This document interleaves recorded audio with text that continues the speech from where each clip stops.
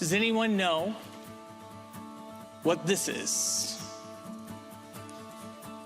Yes, it's the easiest way to solve a cube, right? You take the stickers off. How many of you took the stickers off before? Yes, you bunch of cheaters.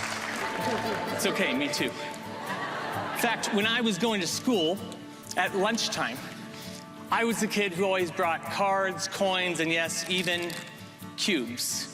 Now, if all of the stickers are right here, we all know what's in the bag, right?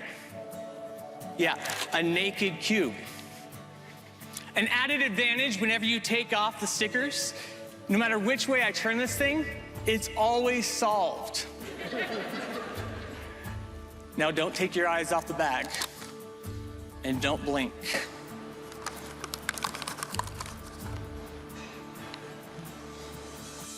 Because now all that's required is a little shake.